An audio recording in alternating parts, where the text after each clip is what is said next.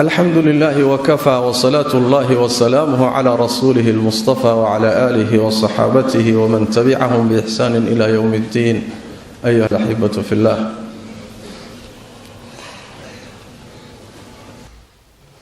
بشي رمضان أيان آخر كيدي سوغاني خسند بأهيد نينكي وحير قشدي iyo ninkii wax badan gashadayba nin walowba waxaad gashatay baa kuugu jira. haddana waxaynu soo gaarnay gabagabadeedii, waa jumcadii ugu dambeysay. allah waxaan weydiisanaynaa tabaaraka wa tacaala inuu inoo dhammaystiro oo khayr iyo wanaag inoogu dhammaystiro, nabadgelyo iyo caafimaadna inoogu soo celiyo midda xigta. dhammaadka bisha ninkii wanaag sameeyey oo dadaalay, ilaahay baa waafajiyay, waa inuu ku shukriyo, waana inuu khayrka sii siyaadiyo oo sii kordhiyo oo dadaalka sii wado. ruuxii isdayacay, gaabiyey, sidii la rabay aanu dadaalin, ha isdaba qabto. maalmaha yarkee laaban ha isdaba qabto, ilaahay ha u soo laabto.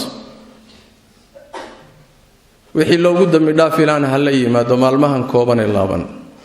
iyo habeenada. qodobo dhowr ah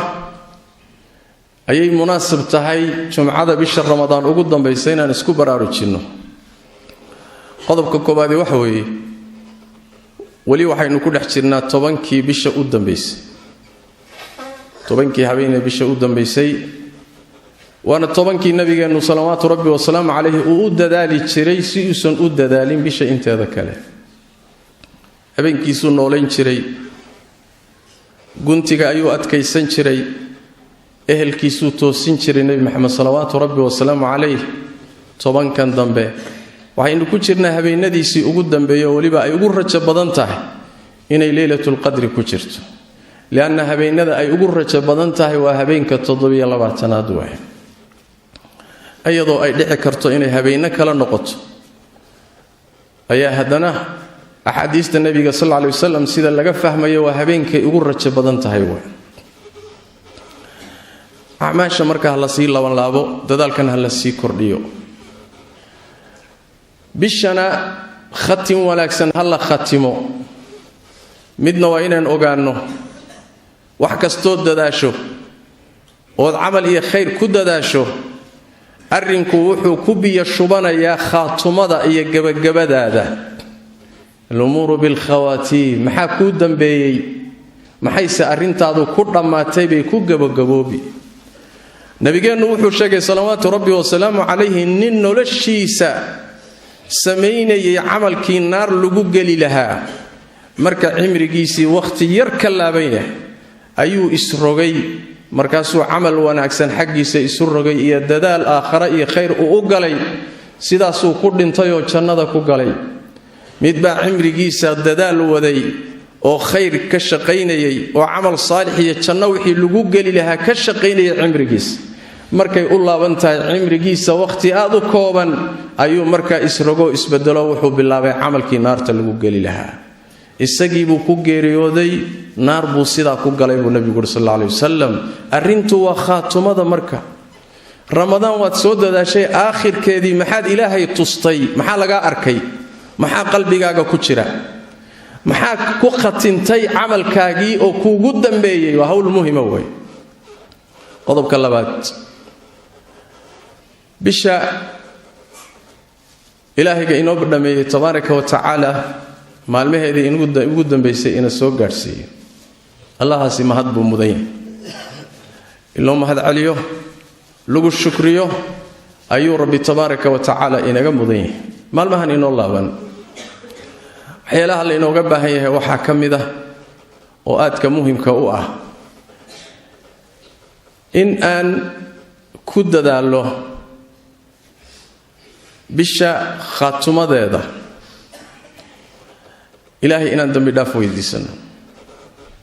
istighfaarta maxay ilaa amal kasto oo wanaagsan marka adoonku qabto oo uu gabagabaynayo waxaan shariicada ka baranay in lagu gabagabeeyo istighfar astaghfirullah ilaahu idin bidaf salaada nabigeenu markuu ka baxo salawaatu rabbi wa salaamu alayhi waajibka ah hadalka ugu horeeya uu dhigi jiray waxay ahayd saddex goor inuu yiraahdo astaghfirullah astaghfirullah astaghfirullah xajka markii laga hadlayay gabagabada acmaasha xajka marka lagu jiro waxa layna amray inaan ilaahay dambi dhaaf weydiisano kadalika salaada iyo zakada iyo acmaasha saalixa ah sadaqada markaan baxsanayno waxa soo dhan waxa leeyahay ilaahay agtiisa ka heleysaan ayadoo ka fiican wixii aad baxsateen ilaahayna dambi dhaaf weydiista leeyahay kadalika majaalista meelaha la fadhiistay lagu hasaawee lagu sheekaysto majliska marka laga kacayo waa in lagu khatimo istighfaarta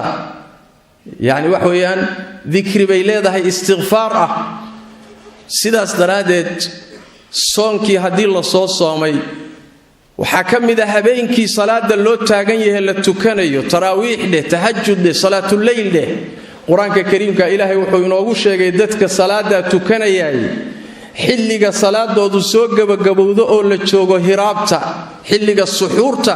ayay ilaahay dambi dhaaf weydiistaan marka inaad ku khatimto aadna u badsato ilaahu ii dambi dhaaf astaghfirullah laba faa'iidaba way leedahay horta qalbigaaga waxay ka saaraysaa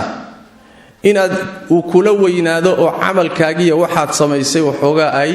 wax buuran kula noqdaan oo iscajabiso waana cudur khatar ah weeyo nabigeenu salawaatu rabbi wa salaamu alayhi wuxuu yiri hadii aydan dambaabi lahayn waxaan idinka baqi lahaa wax dambigaba ka weyn muxuu yahay waa iscajabinta dadka qaar baa waxooga intii yareeyay sameeyeen yaa waxayba la tahay shaydaan baa halka ka soo gala dadka cibaadaystuna inta badan uu shaayu galiyaa cudurka qalbiga ka galiyaa wuxuu ku leeyahay maxaba ku laaban jannadaadu waa banaan ool banaankii taala jannadaada yaa muuxad salaatukati oo muuxad quraan akhriday oo muuxad dadaal samaysay oo adigoo kale yaa arkay yaa intii buu ku bumbuuninaya markaas aad iscajabinaysaa oo leedahay khalaas mardiiba jannadii baad heshay maxaa ku yaal iska sax cudurkaas istighfaartu waa daaweynaysaa cudurka labaad ay daaweynaysaa wax weeyaan soonkii iyo cibaadaadkaynu sameeynay shaki male khalal baa galay khaladaad baa galay soonkeenni laqwi baa galay waxaan loo baahnayn baan dhex gelinay ajirkii bay nusqaaminaysaa istighfaartu way kabaysaa marka khaladaadkii iyo wixii meesha galay bay sifaynaysaa cibaadadaadana waa dhamaystiraysaa ajirkii iyo buuxa inaad hesho marka laga saar khaladaadkii ka galay ayay iyadana u badan tahay isla meesha waxa ku iimaanaya oo iyadana loogu talagalay amalkii aan sameeynay inay kabto naqsigii galayna inay ka saarto waa zakatul fitriga bishu markay dhamaato sadaqada aan bixinaynay raashinka ah nabigeena salawaatu rabbi wa salaamu alayhi waajib yeelay oo ummadda ku waajib yeelay suus raashin ah adoonka iyo ka xorta iyo ragga iyo dumarka iyo ruuxa weyn iyo ciyaalka muslimiinta ah dhamaantood baa lagu waajibiyay maxaa lagu waajibiyay xikmadu maxay tahay nabigu wuxuu sallallahu alayhi wasallam laba xikmadood buu ku sheegay وميدا كوبادي هرتا وطعم للمساكين مالنكا لا فرحسن yahay masaakiinta in la quudiyo laga farxiyo faraxu noqdo mid laga wada qayb qaato muslimiintu dhamaantood wadaagaan oo kii gaajaysnaana gaajada laga saaro faraxa uu qayb ka noqdo iyo damaashaadka waa qodobka labaadna waxa weeye tuhratun lis-saa'imi min al-lagwi war-rafath yani soonkaagi khaladaadkii galay bay ka daahirinaysaa zakatul fitrigu ayadana waa kabma labaad oo loo baahayaa inaynu ku dadaalo salaada ciida intaan la tukanina waa in la bixiyo oo haday salaada kula gaadho kadib dhacdo nabigu wuxuu sallallahu alayhi wasallam zakame marka waa sadaqa caadiya inaynu marka ku dadaalo waay ayadana waa arin muhiim ah waxa kale oo muhiim ah oo loo baahayaa walaalayaal inaan ku dadaalo salafku ridwanullahi alayhim bishan iyo acmaasha saalixa markay sameeyaan qalbigooda waxa ku weynaa oo camalka samayntiisaba kaga weynaa camalka aqbalkiisa aad waxay uga baqi jireen waxa ay dadaal samaynayaan in lagu soo diido laga aqbali waayo waxa ay aqbalku shuruud buu leeyahay camalka la aqbalayaa ay shuruud buu leeyahay ruuxa laga aqbalayana sifo gooni abuu leeyahay camalkaagii ma u samaysay shuruudii lagaaga aqbali lahaa waa su'aal aduguse ma tahay ruux istaahila in wax laga aqbalo waa su'aal labaad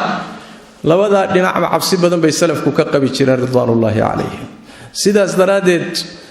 ayaa mar walba qalbigooda waxaa ku taagnaan jirtay aayada qur-aanka ka mid ah oo ay ka mid tahay qowlullaahi tabaaraka wa tacaala markuu alla ka warramayay ilmo aadam labadii wiile aadam uu dhalay nebi aadam calayhi wacalaa nabiyina asalaatu wassalaam labaduba sadaqay baxsadeen oo qurbaan bay ilaahay agtiisa geysteen oo dhiibteen mid baa laga aqbalay midna waa lagu soo diiday waa laba wada dhashay oo isku aabba ah midna wixiisii waa la soo diiday midna waa la aqbalay maxaa loo aqbalay kana looga diiday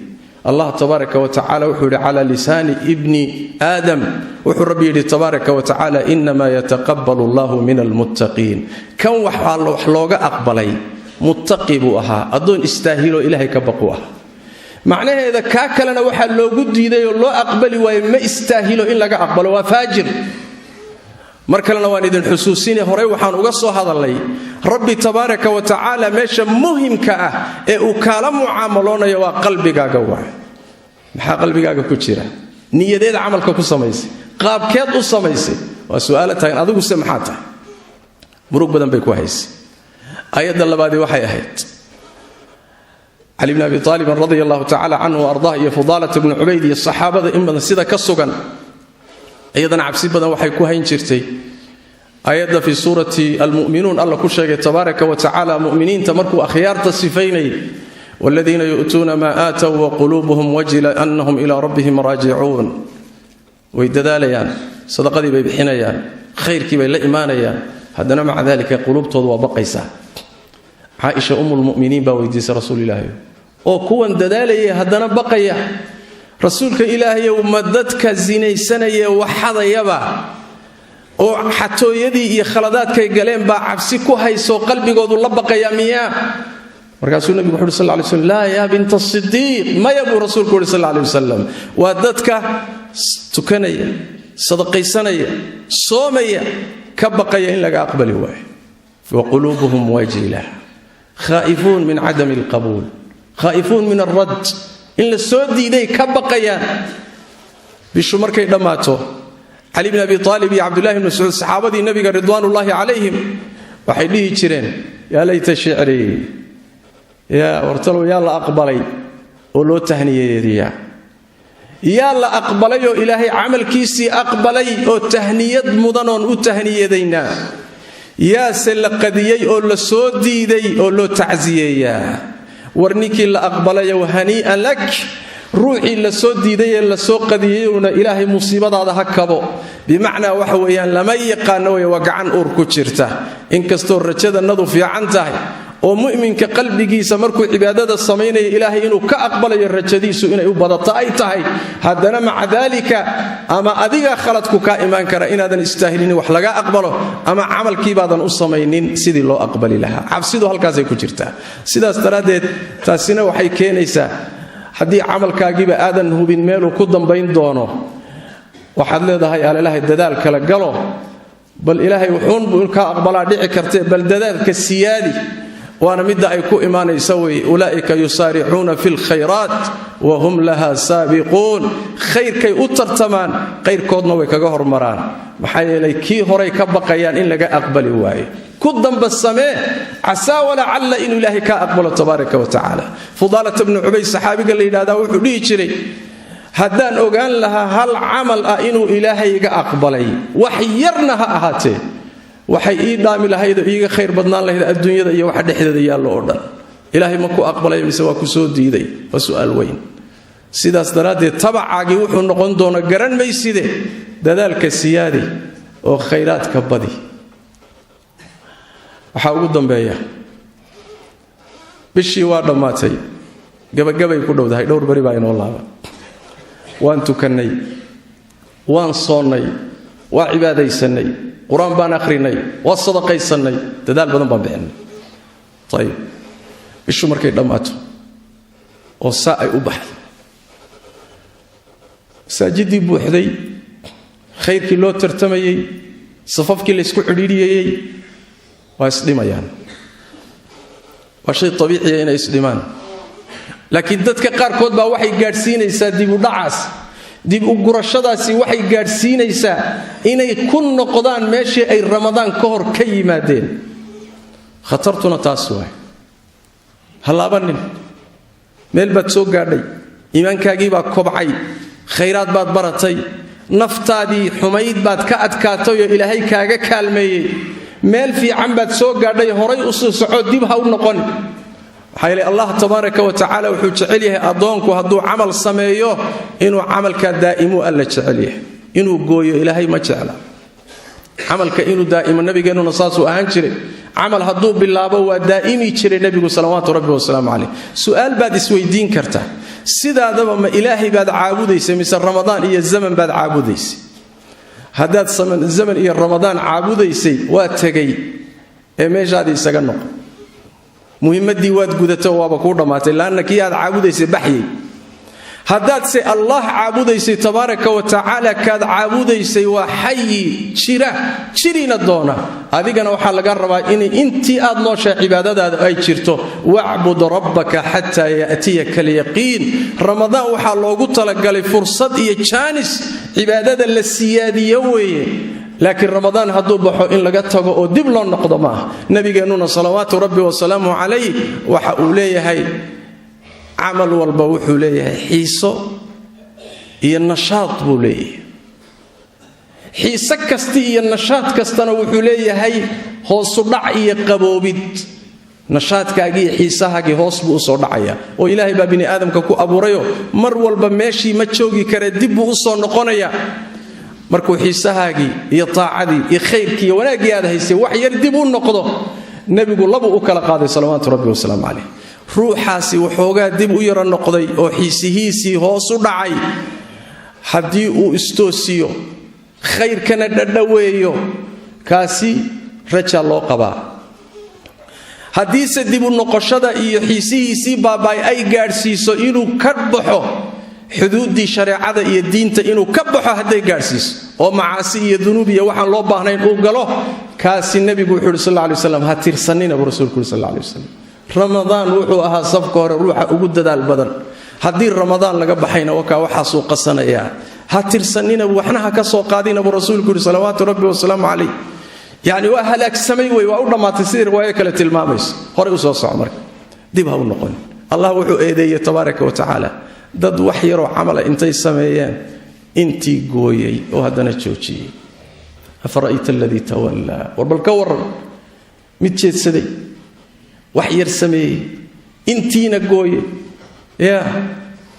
actaa qaliilan wa akdaa allah tabaaraka wa tacaala su'aalo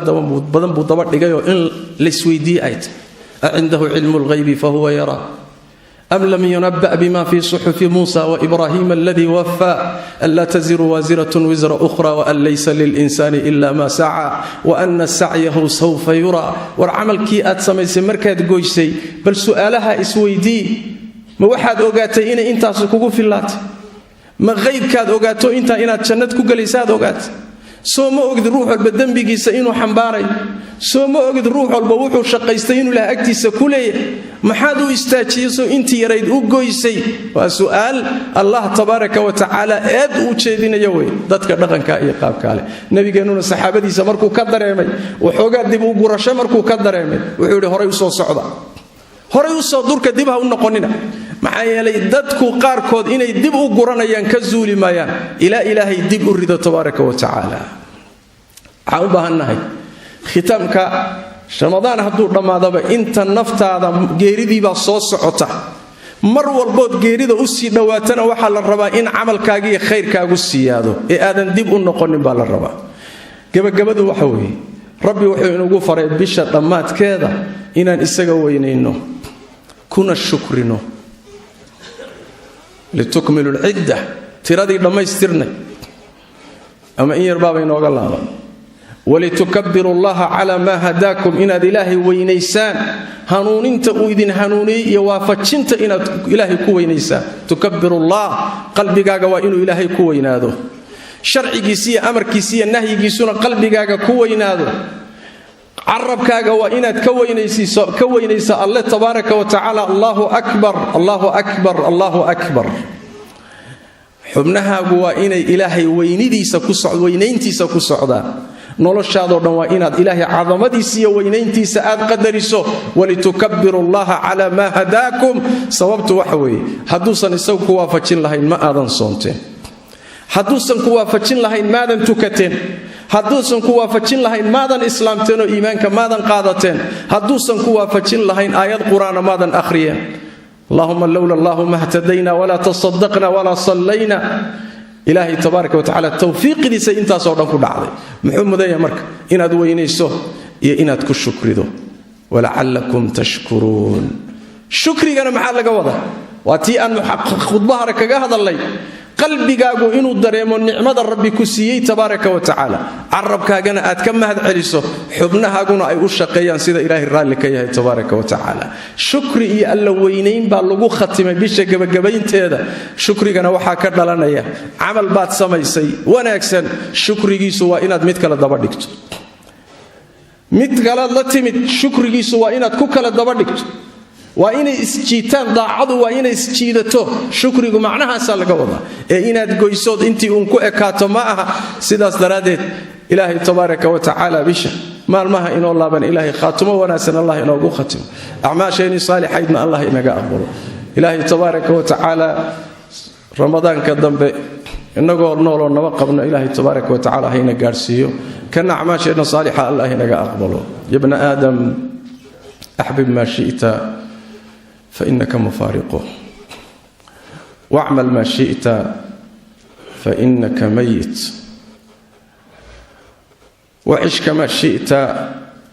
فإنك ميت واعمل ما شئت فإنك مجزي به وكن كما شئت